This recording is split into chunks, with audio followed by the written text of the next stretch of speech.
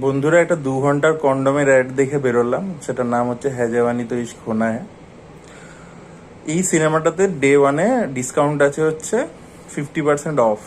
জাবানি লাগালে আর কি, promo code দিলে। ভুল করেছে, এতে বেশি টাকা কামাতে পারবে না। টাকা কিভাবে কামাতে পারতো, যদি হলে ঢোকাতো লোককে ফ্রিতে দিয়ে বলতো বেরোনোর জন্য টাকা দিতে হবে 2,000 টাকা করে পার হেড, তাহলে বেশি টাকা ইনকাম হতো। সিরিয়াসলি বলছি, এত খারাপ ছবি। আমি টিজার থেকেই বুঝে গেছিলাম, ট্রেলারেও তাই বলেইছিলাম আপনাদেরকে। তখন অনেকে বলেছিল না না ট্রেলারটা তো ভালোই লাগছে, ইট ইজ ফানি। ভাই ডাক্তার দেখা, ব্রেন সার্জারি করা, ব্রেন ফ্রিজে রেখে দে কেটে, যারা এটা লিখেছিল তখন কমেন্টে। এই ছবিটা দেখার পরে রাজাচন্দ্রর জন্য আপনার রেসপেক্ট বেড়ে যাবে, যে রাজাচন্দ্র বেটার ছবি বানায়। আর রাজাচন্দ্রকে আপনার ডেভিড ফিঞ্চার মনে হবে আর কি। ভাই জাস্ট টর্চার। দেখুন গল্পটা কি বেসিক্যালি হচ্ছে যে মানে কিছুটা ঘরওয়ালি বাহারওয়ালি, কিছুটা হচ্ছে গরম মশালা, কিছুটা হচ্ছে সাজেন চলে শ্বশুরাল, এগুলোর ককটেল বেসিক্যালি থ্রিসাম স্টোরি। দেখুন, গল্প এই ধরনের ছবিতে হয় না, থ্রিন ওয়েফার প্লট হয়, বাট এন্টারটেনমেন্ট তো হবে, কমেডিতে তো হাসাতে হবে। যা ক্রিঞ্জ ক্রিঞ্জ ডায়লগ লিখেছে ফারাদ সামজি।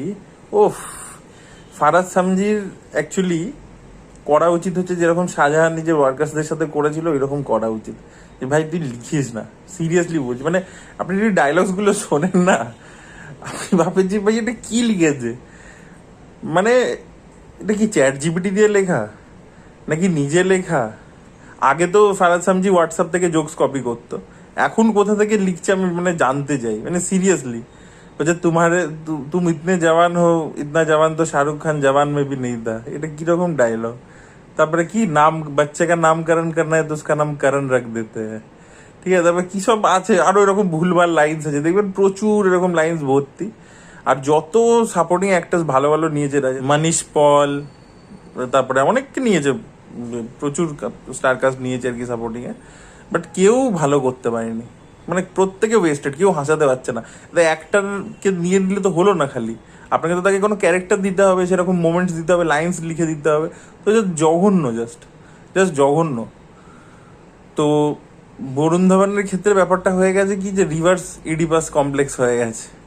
ঠিক আছে, মানে এখানে ওই যেটাকে আমাদের এখানে বলে না, সেই সিক্রেট গেমসে বুঝিয়েছিল ইয়ায়াতির কনসেপ্ট হয়ে গেছে। এটা ডেভিড ধাবানি নিজের ছেলেকে পছন্দ করে না, বলছে বুড়ো বয়সে যাওয়ার আগে ধরো কেরিয়ারের অবস্থা খারাপ করে দিয়ে যাবো। অ্যাকচুয়ালি জোকস অ্যাপার্ট, অ্যাকচুয়ালি ব্যাপার হচ্ছে এটা বরুণ ধাবান সেই সময় সাইন করেছে যেই সময় ওর অবস্থা খারাপ চলছিল, কোনো ছবি ওয়ার্ক করছিল না। তারপর তো হুট করে বর্ডার টুটা ওয়ার্ক করে গেছে সানি দেওলের জন্য। এবার ব্যাপার হচ্ছে যে তখন এই বাবাকে বেচে এই রোহিত ধাওয়ান আর বরুণ ধাওয়ান মিলে এই টাকাটা বার করে ছবিটা করেছে। ঠিক আছে, নাহলে তখন বরুণ ধাওয়ানের হাতে ছবি পাচ্ছিল না। এবং এটা বেসিক্যালি রোহিত ধাওয়ান আর বরুণ ধাওয়ান মিলেই ছবিটা বানিয়েছে, ডেভিড ধাওয়ান বানায়নি। একদম 100% শিওর, ছবি দেখে বোঝা যাচ্ছে। একটা লোকের তো কিছু সেন্স অফ হিউমার, কিছু তো স্টাইল সেটা থাকে।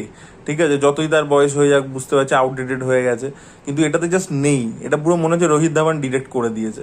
Torture cinema, just torture. মানে কেন দেখছি, কি জন্য দেখছি, জাস্ট রিভিউ করতে হবে বলে দেখছি। আমি জানতামই আগে থেকে, এক্সপেকটেশন এরকম লোই ছিল।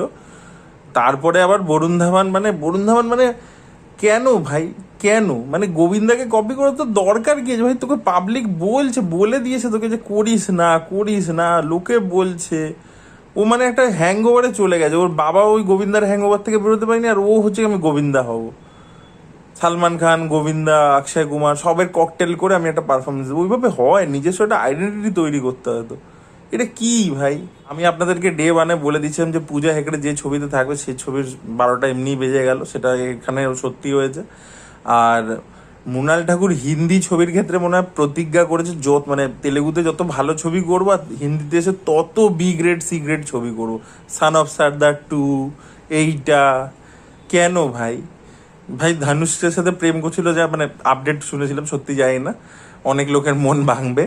তো ভাই ধানুষকে বিয়ে করে তামিল তেলেগুতে কাজ করো, ওখানে তো সবাই তোমায় এত পছন্দও করে। এই আল্লু অরবিন্দ বলছিল যে এখানে বিয়ে করে তেলেগুতেই ওখানে সেটেল হয়ে যাও। তো ওখানে কোনো হিরোকে বিয়ে করে সেটেল হয়ে যাও, ওখানে আরো বেশি বেশি ছবি করো 4টে ইন্ডাস্ট্রির মধ্যে। কারণ Bollywood just is wasting her talent. আর মৃণাল ঠাকুর এই জোনটার মধ্যে ঠিক ফিট ইন করতে পারে না। মানে সান অফ সর্দারেও মানে অদ্ভুত টাইপের দিয়েছিল পারফরমেন্স, এখানেও তাই। মানে ও ফিট ইনই করতে পারছে না ওই ওয়ার্ল্ডটার মধ্যে। ও মানে মানে ওই গ্ল্যামারটাও জোর করে লাগছে, প্লাস পূজা হেগড়ের পাশে ওকে মানে অতটা যাচ্ছে না। মৃণাল ঠাকুরকে দেখতে সুন্দরী, বাট ওকে অন্যরকম ভাবে প্রেজেন্ট করতে হয়, যেটা সাউথের ডিরেক্টররা পারে। তো মৃণাল ঠাকুর তো মানে জোর করে আর কি পূজাকেও গ্ল্যামারাস দেখাচ্ছে, আমাকেও দেখাতে হবে। তো এই চক্করে মানে ওটা ঠিক মানে মানাচ্ছে না। 2 মিনিট অন্তর অন্তর গান চালু হয়ে যাচ্ছে, পুরোনো গানগুলোকে চালিয়ে দিচ্ছে, এই ওই সেই, ঠিক আছে। আর সেই ফরেন লোকেশনসগুলো কোনো নভেলটি ফ্যাক্টর নেই, মানে মনে হচ্ছে মানে আজকাল আপনি জাস্ট ভাবুন লন্ডনে ওই সাবসিডির চক্করেই গেছে, ওইসব শুট ফুট করেছে, মানে ভাল লাগছে না দেখতে, মানে ছবিটা পুরো আর্টিফিশিয়াল মনে হচ্ছে, ছবির look and feel, colour, costume সব আর্টিফিশিয়াল মনে হচ্ছে। তো হ্যাঁ জাওয়ানি তো গান্ডু হোনা এই ছবিটা আপনারা যদি দেখতে চান তাহলে দেখতে পারেন অবশ্যই, তাতে কোনো প্রবলেম নেই। কিন্তু সেটা আপনার প্রবলেম, মানে আপনার প্রবলেম বলতে আপনার টাকা আপনি যা খুশি করবেন, তো সেটা আপনার ব্যাপার। বাট মানে এইটা হচ্ছে আমার অনেস্ট রিয়েকশন। এবং সব থেকে দুঃখের ব্যাপার হচ্ছে আমি ট্রেলার দেখে বুঝে গেছি খারাপ ছবি হবে, দেখতে হয়েছে, দেখতে হলো। যাই হোক, এই ছিল রিয়াকশন, সেটাই বলার ছিল। That was it, thank you so much.